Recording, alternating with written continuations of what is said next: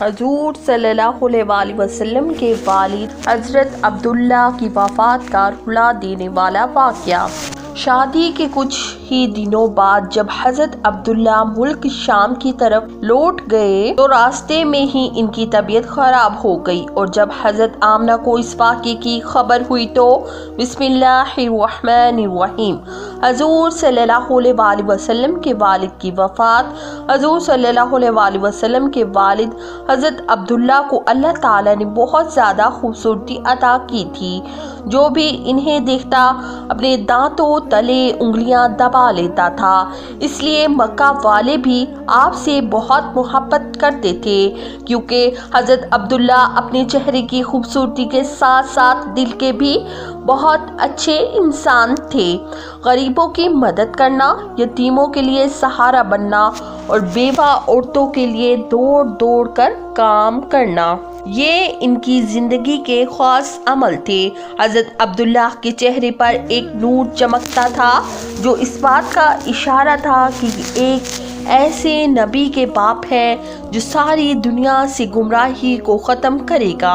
ایک دن حضرت عبداللہ بازار سے گزر رہے تھے کہ ایک بہت مشہور جادوگر عورت نے حضرت عبداللہ کو اپنے پاس بلایا۔ وہ جادوگر عورت بہت زیادہ خوبصورت تھی اور اپنے علم و ہنر کی وجہ سے لوگوں میں مشہور بھی بہت تھی۔ اس نے حضرت عبداللہ سے کہا کہ اے عبداللہ، تمہارے باپ نے زمزم کا کنواں کھودتے ہوئے نظر مانی تھی کہ ایک لڑکے کو ذبح کریں گے، پھر تمہارا نام آ گیا، لیکن تمہاری جگہ 100 اونٹوں کو ذبح کیا گیا۔ آج میں تمہیں 100 اونٹ اس بات کے بدلے میں دوں گی کہ تم میرے ساتھ ایک رات گزار لو۔ تو حضرت عبداللہ نے کہا، ارے نہیں، یہ گناہ کی بات ہے، میں ایسا ہرگز نہیں کر سکتا، مجھے مرنا گوارا ہے، لیکن یہ برا کام کرنا میں کبھی نہیں گوارا کر سکتا۔ اور پھر حضرت عبداللہ وہاں سے اپنے گھر کو چلے گئے۔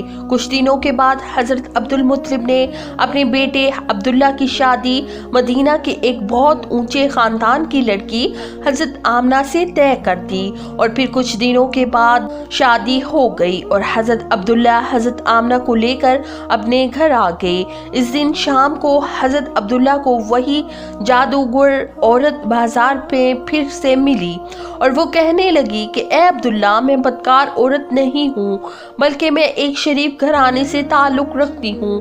میں نے اس دن جو تم سے کہا تھا کہ میرے ساتھ ایک رات گزار لو، وہ صرف اس وجہ سے کہا تھا کہ میں یہ تمہارے ماتھے پر آخری نبی کا نور دیکھا تھا۔ میں چاہتی تھی کہ وہ نور میرے بطن میں آ جائے اور میں اس نبی کی ماں بن جاؤں، لیکن تمہاری بیوی آمنہ اس میں بازی لے گئی۔ حضرت عبداللہ اپنی بیوی آمنہ سے بہت زیادہ محبت کرتے تھے۔ حضرت آمنہ بھی بہت زیادہ خوبصورت تھی۔ شادی کے 2 مہینے بعد ایک رات حضرت عبداللہ نے اپنی بیوی آمنہ سے کہا کہ اے آمنہ، مجھے 3 دنوں کے بعد ملک شام کی طرف کاروبار کے لیے سفر کرنا ہے تاکہ کچھ پیسے کما سکوں اور اپنے ہونے والے بچے کے لیے کچھ چیزوں کا انتظام کر سکوں۔ حضرت آمنہ نے کہا کہ آپ چلے جائیں گے تو میں اکیلی کیسے رہوں گی؟ مجھے آپ کے بغیر بالکل بھی اچھا نہیں لگے گا۔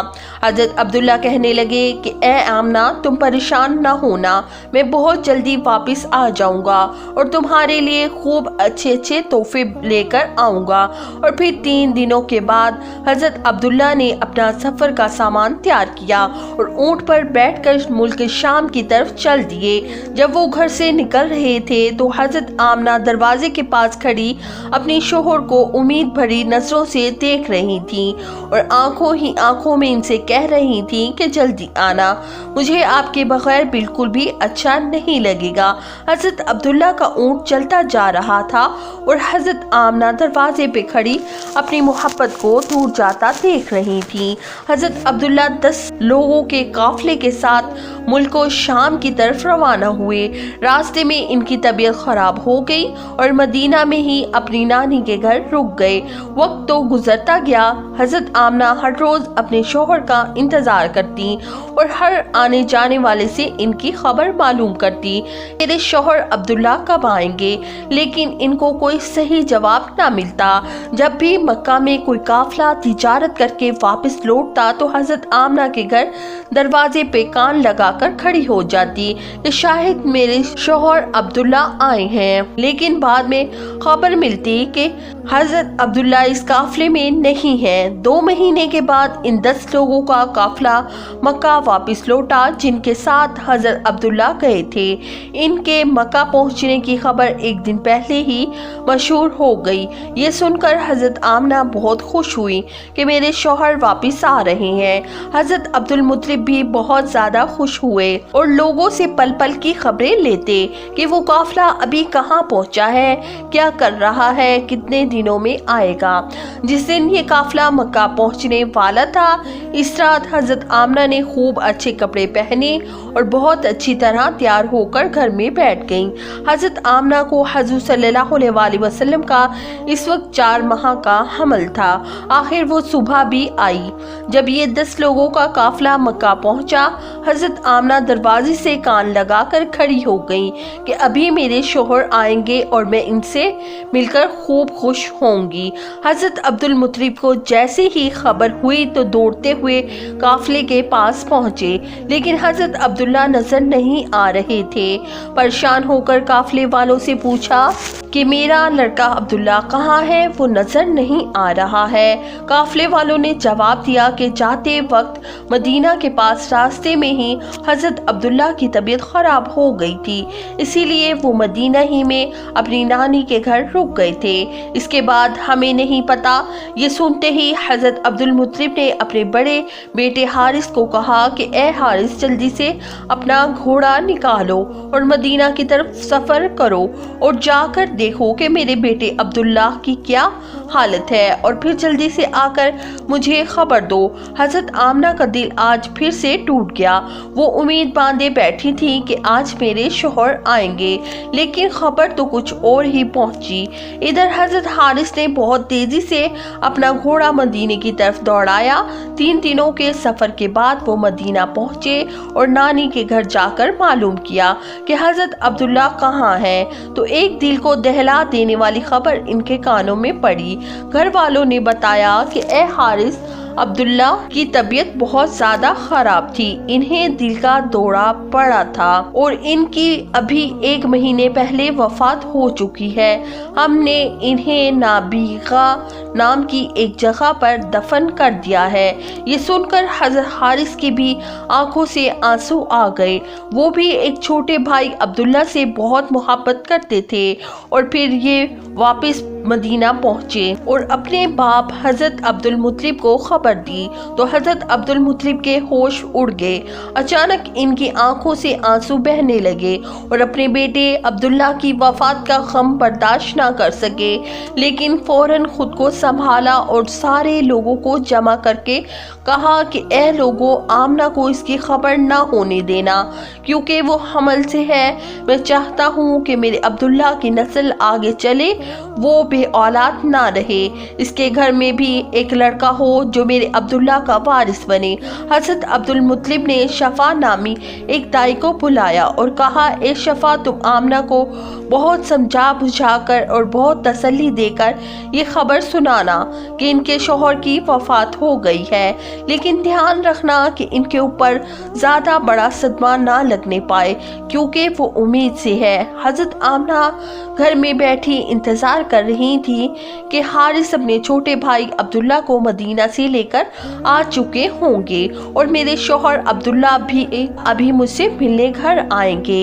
इतनी देर में हजरत शिफा घर पहुंचती हैं और हजरत आमना को अपने पास बुलाकर फरमाती हैं कि आमना, तुम परेशान ना होना, मैं तुमको एक बात बताने आई हूँ। तुम खुद को संभाल लेना, अपने शौहर की खातिर और अपने इस बच्चे की खातिर खुद को संभाल लेना, क्योंकि तुम्हें सदमा लगने से इस 4 महीने के बच्चे को नुकसान हो सकता है।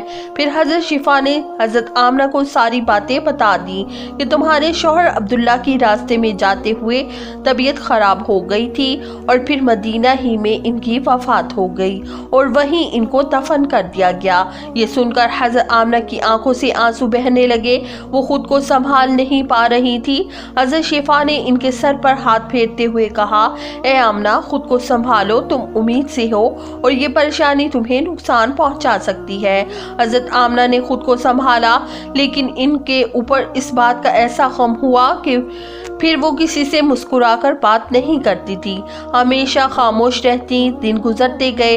हजरत आमना हर पल हर घड़ी अपने शौहर अब्दुल्ला को याद करती, लेकिन पैदा होने वाले बच्चे की खातिर अपने दिल को संभाले रहती। हजरत अब्दुल्ला और इनके सारे लड़के दिन रात यही उम्मीद लगाए रहते और अल्लाह से दुआएं करते कि ए अल्लाह, मेरे अब्दुल्ला के लड़के को सही सलामत इस दुनिया में भेज देना कि हजरत अब्दुल्ला की नस्ल बाकी रह सके। इस तरह 9 महीने गुजरे और वो दिन भी आया जब अल्लाह के रसूल सल्लल्लाहु अलैहि वसल्लम की पैदाइश हुई। हजरत आमना के घर बच्चे की पैदाइश सुनकर हजरत अब्दुल मुत्तलिब इस कदर खुश हुए कि दौड़े दौड़े आए और अल्लाह के रसूल सल्लल्लाहु अलैहि वसल्लम को गोद में लेकर काबा में गए और सजदा शुक्र अदा किया। फिर हजूर का नाम उन्होंने मोहम्मद रखा। लोगों ने जब ये नाम सुना तो कहने लगे, ये तुमने कैसा नाम रख लिया है, हमने तो आज तक ऐसा नाम नहीं सुना। हजरत अब्दुल मुत्तलिब ने कहा, ए लोगों, तुम्हें क्या पता कि मेरे इस पोते की दुनिया में कितनी तारीफ की जाएगी कि आज तक इतनी तारीफ किसी ने ना की गई होगी। हजरत अब्दुल्ला के सारे बड़े भाई हजूर सल्लल्लाहु अलैहि वसल्लम की पैदाइश पर बहुत खुश हुए, यहाँ तक कि अबू लहब को जैसे ही इसकी नौकरानी ने आकर खुशखबरी सुनाई कि ए अबू लहब, तुझे भतीजा मुबारक हो, तो अबू लहब इतना ज्यादा खुश हुआ कि इसने अपनी नौकरानी को कहा कि जा, आज से अपने भतीजे की पैदाइश की खुशी में मैंने तुझे आज़ाद किया। इंतकाल के वक्त आपकी उम्र 25 या 28 साल थी। हजरत अब्दुल मुत्तलिब ने आपके भाई हजरत जुबैर बिन अब्दुल मुत्तलिब को मदीना भेजा और इनके जनाजे में शामिल हुए और इन्हें दारुन नबगा में दफन किया गया। हजरत सैयदा आमना खातून के लिए शोहरे नामदार का सानिया अर्तहाल नाकाबिले बर्दाश्त था कि अभी शाना खाना आबादी को आखिर अरसा ही कितना गुजरा था कि आपके कल्बे अनवर पर इस सदमे का किस कदर असर हुआ, इसका अंदाज़ा आप इनके अशआर से होता है। हजरत आमना फरमाती हैं, हाशिम का एक फर्जंद बतहा मदीना मुनव्वरा की जानिब जाकर चांद की तरह छुप गया। वो लहद में बहादुर जवानों के शोर गुल यानी आहो बका के साथ जाकर सो गया। मुराद ये कि लोगों को रोता छोड़कर मौत ने जूं ही इसको पुकारा, इसने फौरन लब्बैक कह दिया। अफसोस कि हाशिम के इस फर्जंद की नज़ीर मौत ने अब दुनिया में नहीं छोड़ी। इसके दोस्त शाम के वक्त इसकी लाश को उठाए जा रहे थे और वो आज़ाराए मोहब्बत व अकीदत का कंधा बदलते और इसके औसाफ बयान करते चले जा रहे थे। अगरचा मौत ने इनको हमसे दूर कर दिया है, मगर इसमें तो कोई शक नहीं कि वो बहुत ज़्यादा सखी और गरीबों के अजहद हमदर्द थे, यानी इनके दिलों से इनकी याद तो नहीं निकल सकती। अल्लाह ताला हमें दीन की मुकम्मल समझ नसीब फरमाए और हमें नेकोकारों में शामिल करे, आमीन।